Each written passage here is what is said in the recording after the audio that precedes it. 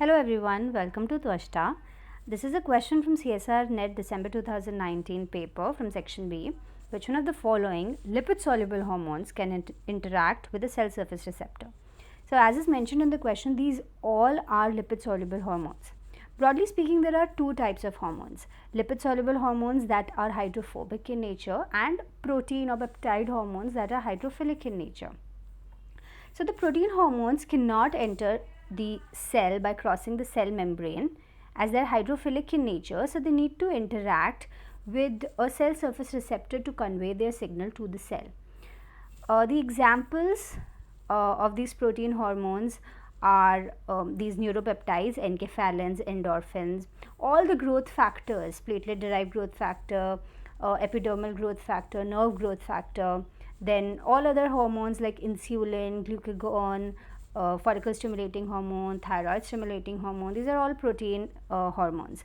Also, cytokines are signaling molecules that are proteins as well. They are hydrophilic in nature, and their mechanism of action is same as that of these protein hormones, as they interact with a cell surface receptor to convey their signal.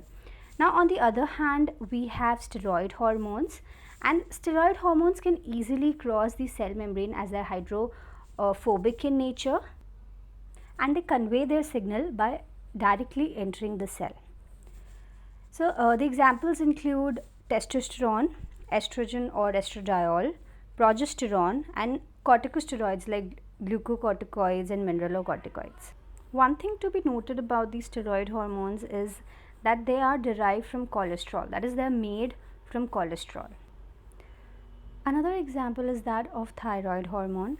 It is not a steroid hormone, but it is a lipid soluble hydrophobic hormone, and it can cross through the plasma membrane and enter the cell to deliver its signal.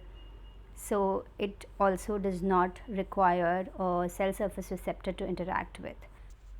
Two more signaling molecules that I consider worth mentioning here are retinoic acid and vitamin D3.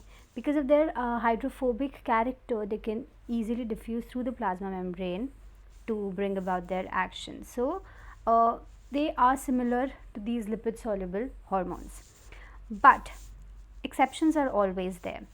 There are several types of hydrophobic signaling molecules that interact with cell surface receptors to bring about their action.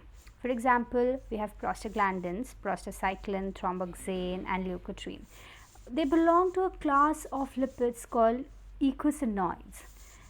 So now coming back to our question, we have seen that progesterone, estradiol, and thyroxine, they all directly enter the cell without interacting with the cell surface receptor. So that brings us to our answer, that is prostaglandin. Thank you.